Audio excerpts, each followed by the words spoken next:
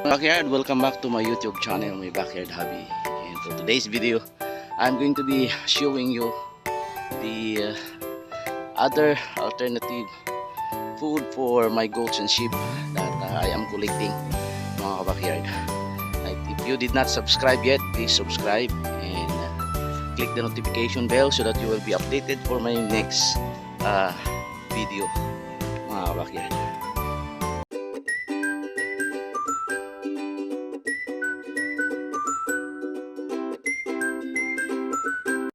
Mga backyard, I went out to cut purposely for the ipil-ipil leaves para sa ating mga alaga kasi dami dito.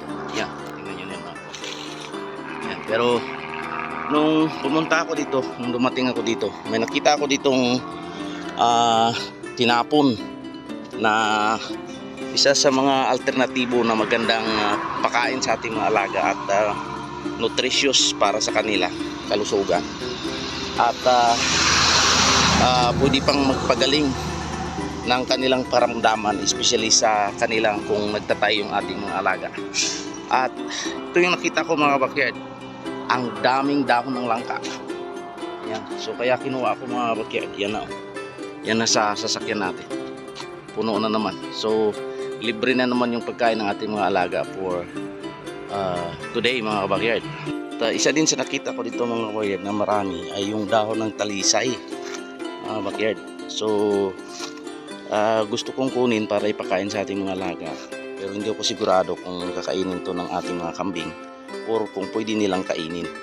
Pero nag-research ako, mga backyard, and maganda di pala itong pakain sa ating mga alaga. Pero hindi pa nakasubok yung alaga ako, mga backyard, na kumain nito. So magkuha ako ng kaunti. Tapos tingnan ko, mga backyard, i-try ko kung kakain sila. Pero safe daw na pakain ito according sa ating research. So kaya kuha ko ng kaunti, and then i-try ko, mga backyard, paunti-unti kung kakainin nila. Kasi siyempre sayang naman, magandang mga dahon. Pero siyempre kailangan lang tayo mag-ingat, baka mayroong mga higad, mga backyard, ng dahon. So kaya kailangan mag-check ko ng ayos to, mga backyard. Wow, mga backyard, kinakain nga nila pala yung dahon ng talisay, mga backyard. Tingnan natin. Kasi kahit doon sa Pilipinas, hindi ko alam na pinapakain ito sa mga kambing. Hindi ko lang alam sa mga goat racers natin dyan sa Pilipinas kung talagang pinapakain nila to.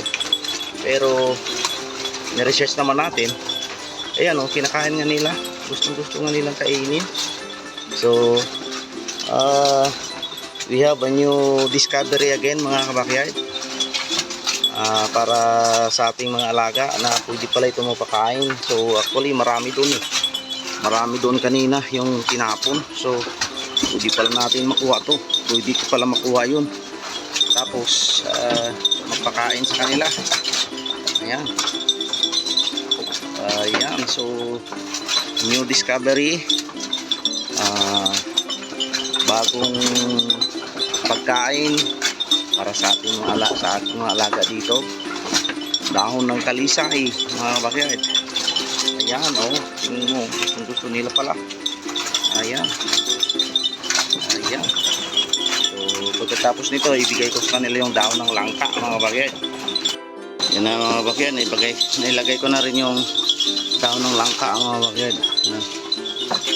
Nakain na rin nila. Ayan, sinabit natin yung pagkain nila this morning, mga backyard. Sigurado busog na to sila. Ayan. At yan, mga backyard, papak na nila. Ayan. Yan. Pagbalik natin mamayang hapon, wala na yan, ubos na. So ganyan nila ka gusto din itong dahon ng langka, mga backyard. At libre lang natin itong makuha. Kaya talagang kapag tayo ay nag-aalaga ng mga hayop, kailangan lang yung tiyaga, sipag, at ah,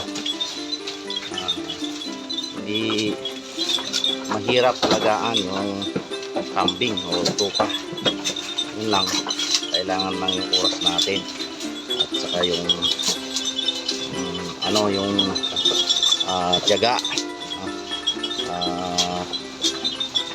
alternatibong pagkain na pwede nating kunin, makuha at saka maibigay sa kanila para na manatiling healthy yung ating mga alaga.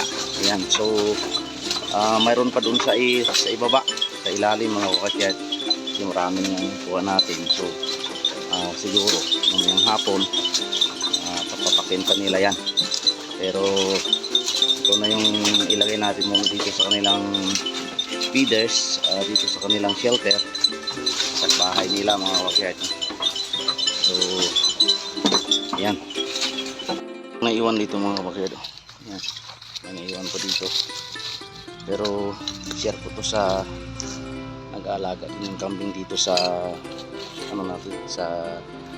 dito sa isang lugar lang.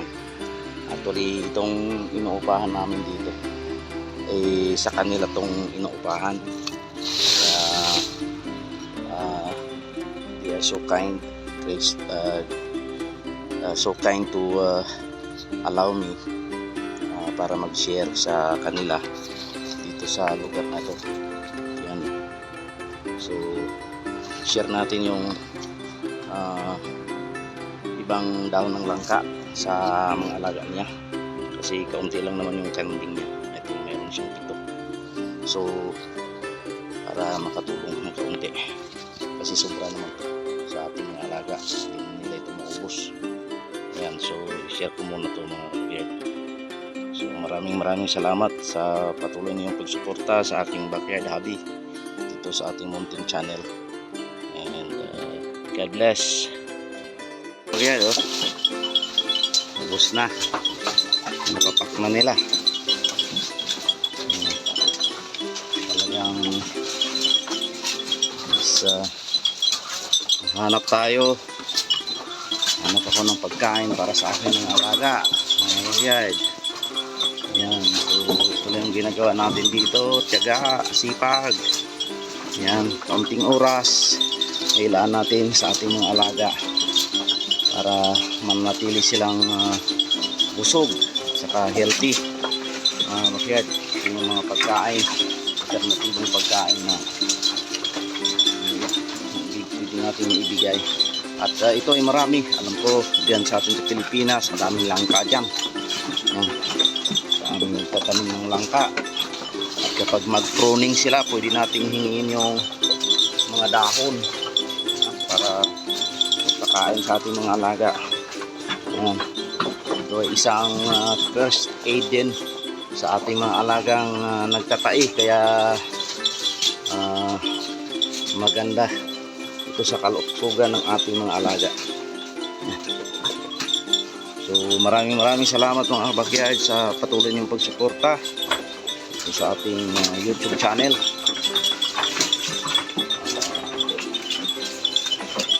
Ayan, tapos na.